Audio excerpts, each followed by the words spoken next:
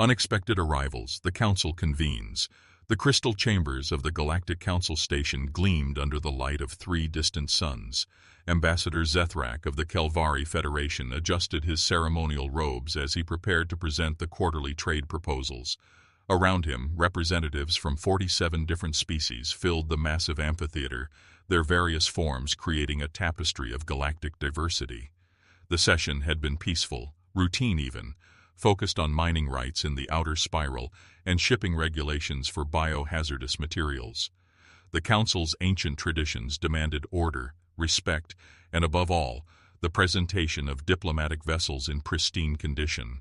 For over 3,000 years, no species had dared arrive at the station in anything less than their finest ceremonial ships.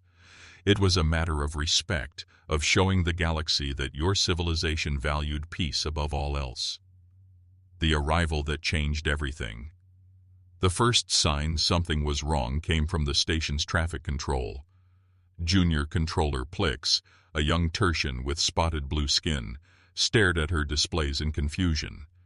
The approaching vessels registered as human, but the energy signatures were all wrong.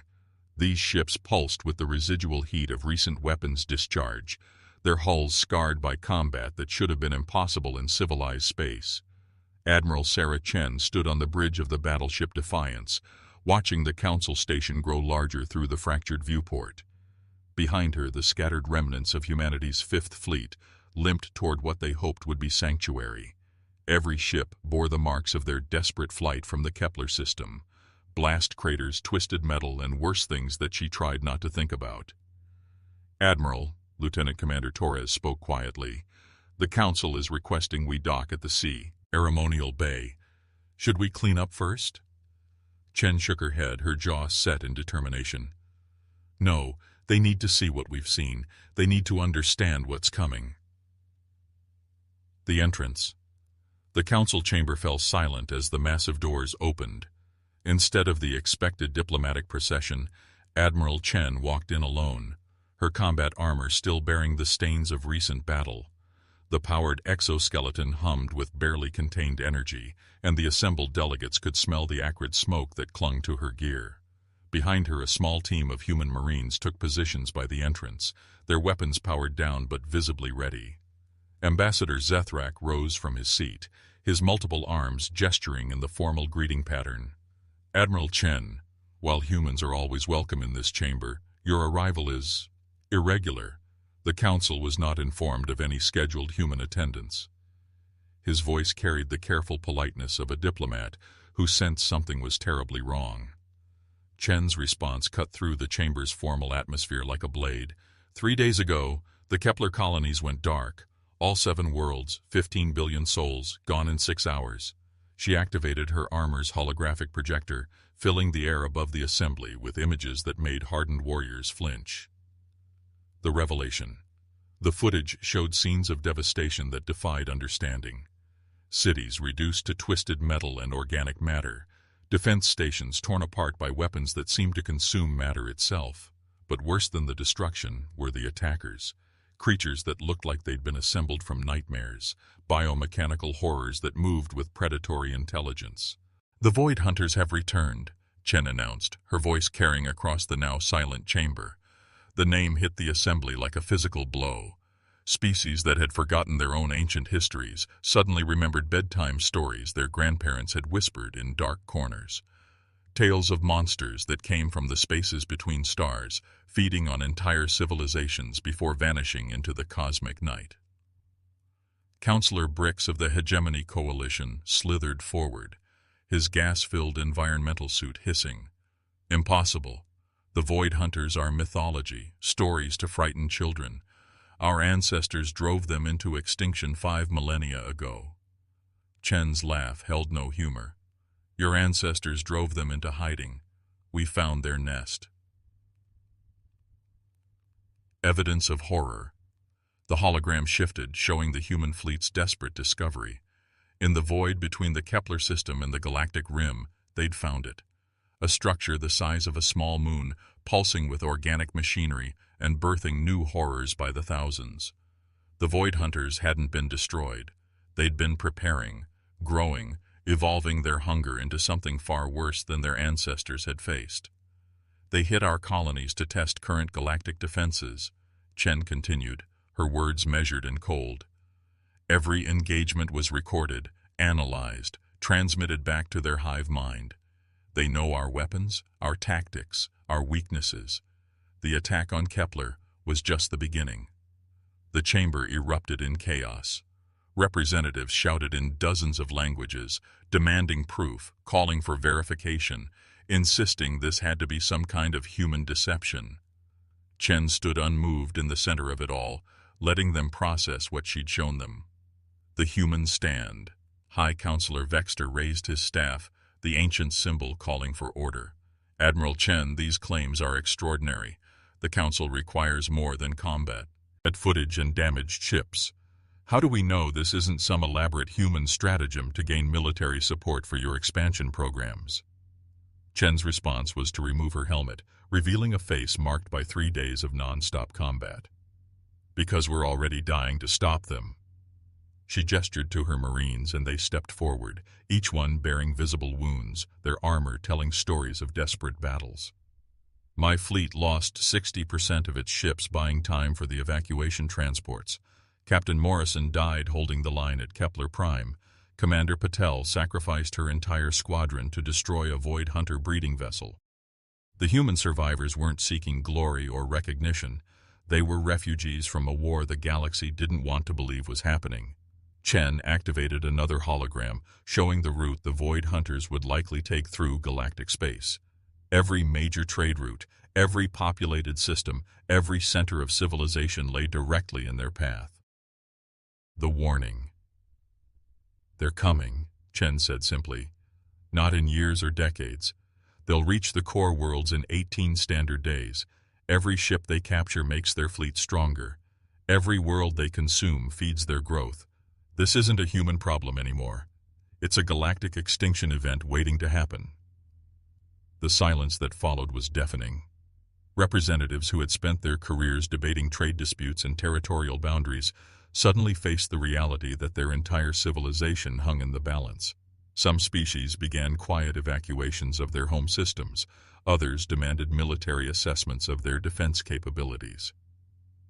Diplomatic desperation. Ambassador Tilia of the Peaceful Consortium stepped forward, her crystalline form refracting the chamber's light into rainbow patterns.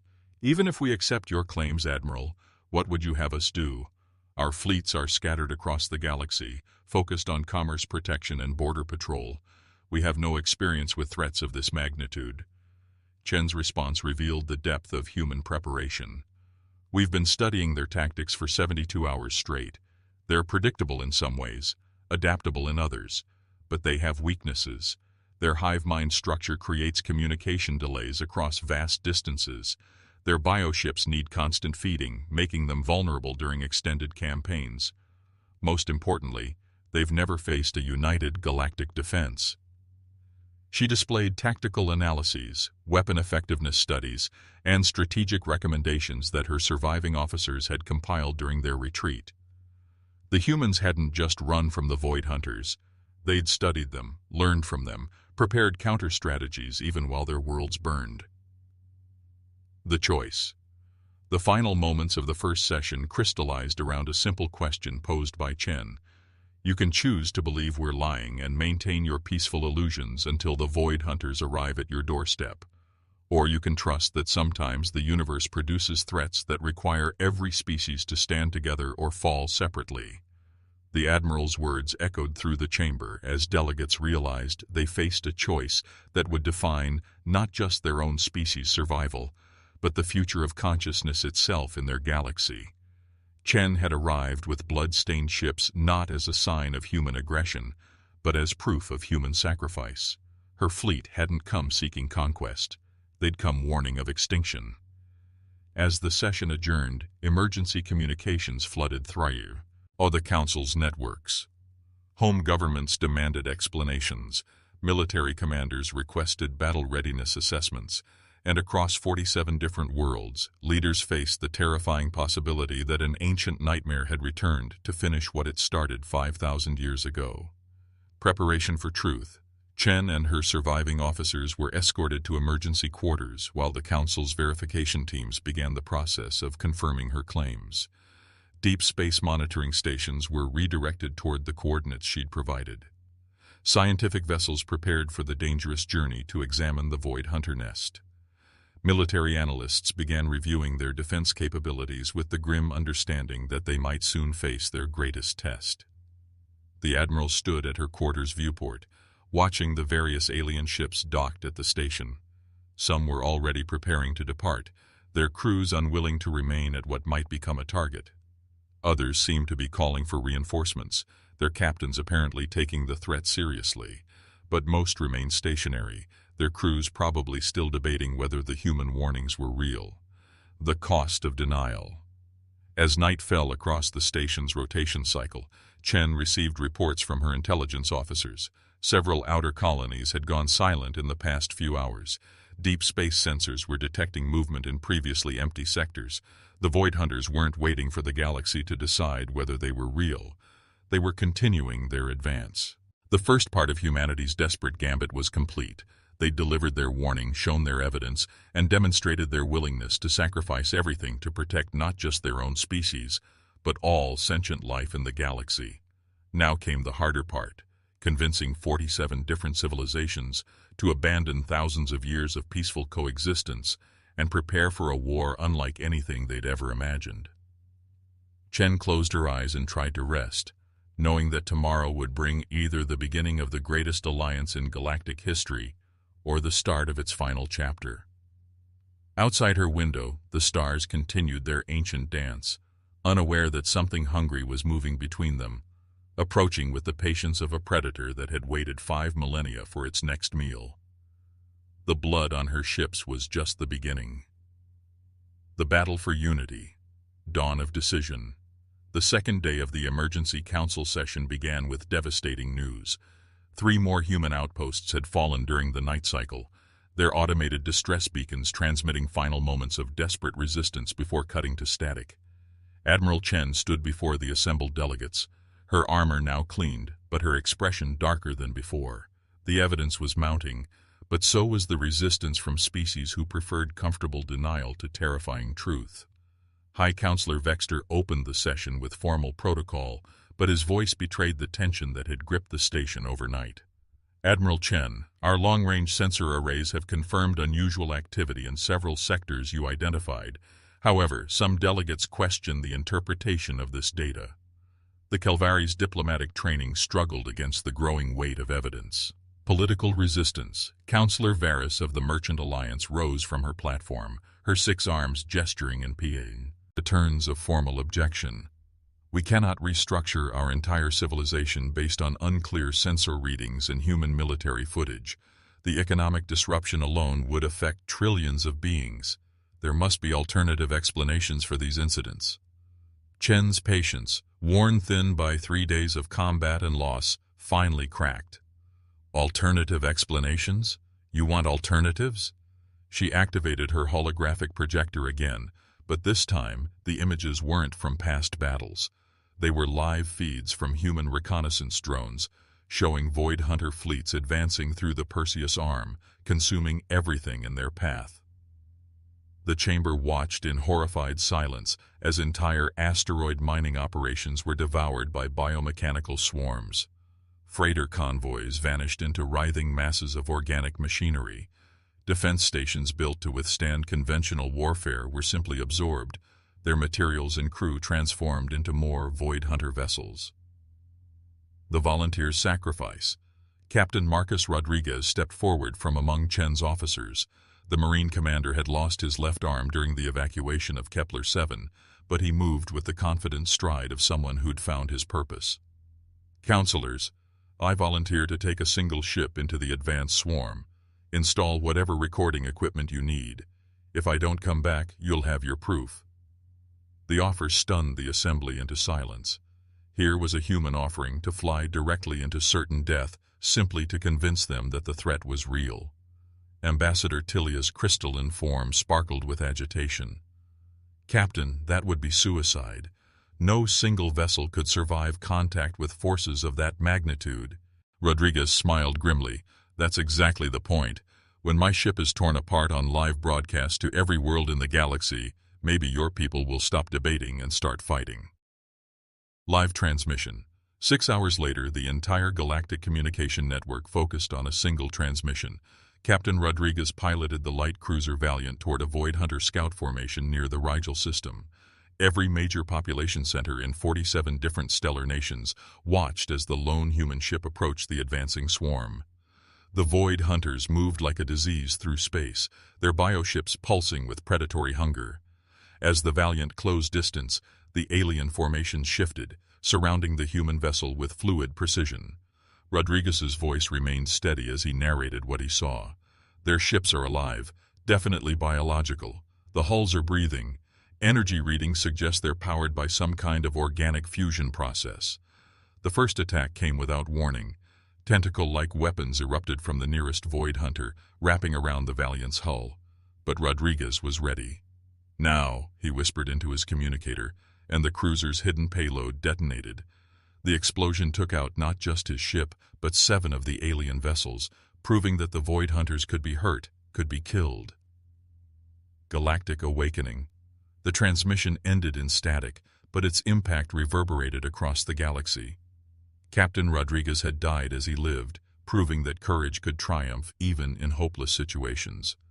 More importantly, he'd shown every watching civilization that the Void Hunters were real, dangerous, and heading directly toward the heart of galactic civilization.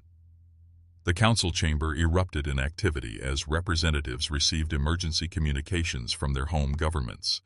Fleet commanders who had dismissed the human warnings were now demanding immediate military consultations. Trade federations began calculating the economic impact of total war. Peaceful species started evacuation procedures for their core worlds. Alliance.